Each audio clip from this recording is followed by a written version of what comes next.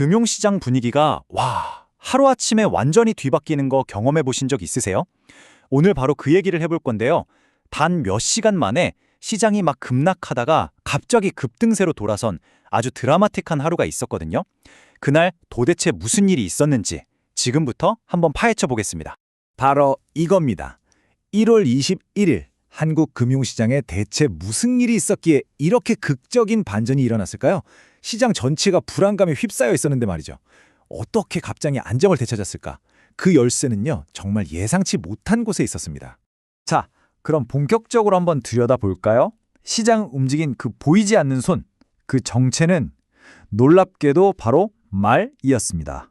조금 더 구체적으로 말하자면요, 한 나라의 최고 정책 결정권자가 던진 몇 마디 발언이었죠. 네, 맞아요. 시장의 방향을 그냥 180도 확 바꿔버린 게 무슨 복잡한 경제 데이터나 엄청난 외부 충격, 이런 게 아니었다는 거죠.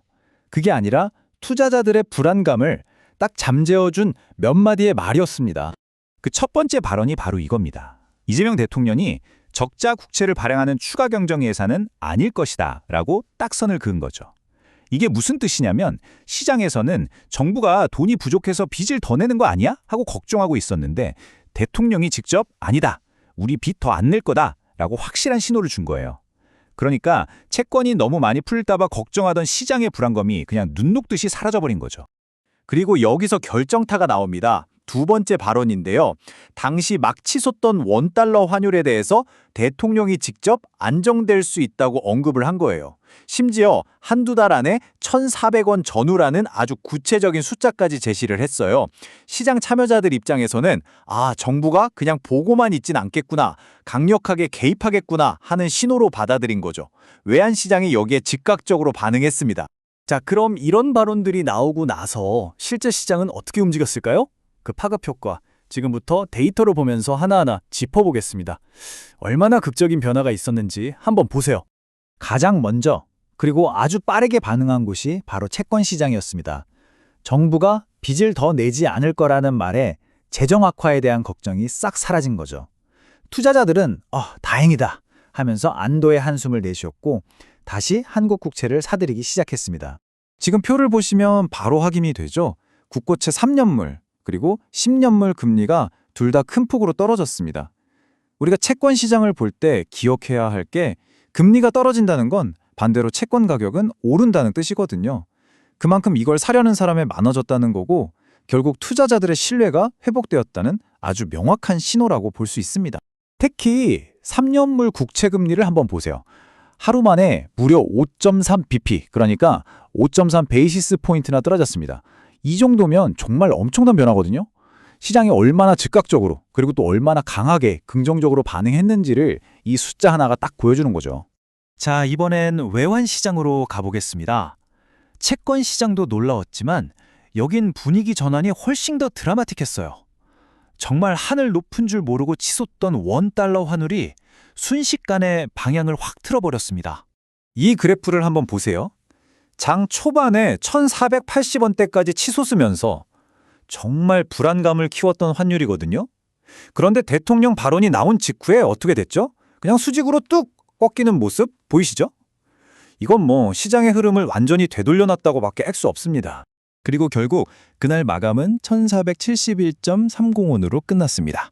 장중에 찍었던 고점보다 훨씬 낮은 거죠. 그만큼 우리 돈, 원화의 가치가 다시 강해졌다는 뜻이고요. 정말 단 몇 시간 만에 시장의 모든 예상이 완전히 뒤집힌 그런 순간이었습니다. 자, 마지막으로 주식시장은 어땠을까요? 채권이나 외환시장만큼 막 드라마틱한 반전은 아니었지만 여기에서도 분명 긍정적인 신호가 나타났습니다.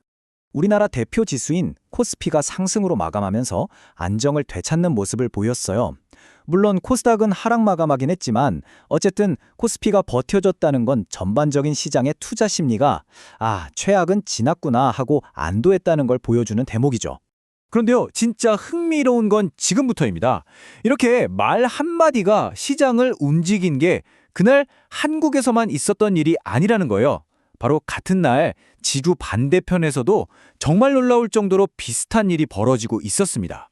그래서 지금부터 한국과 미국의 사례를 나란히 놓고 한번 비교해 보려고 합니다.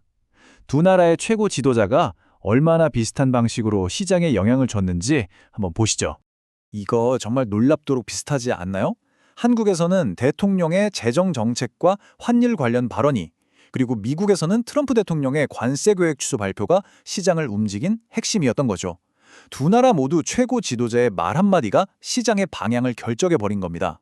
실제 데이터에서도 이게 명확하게 드러납니다.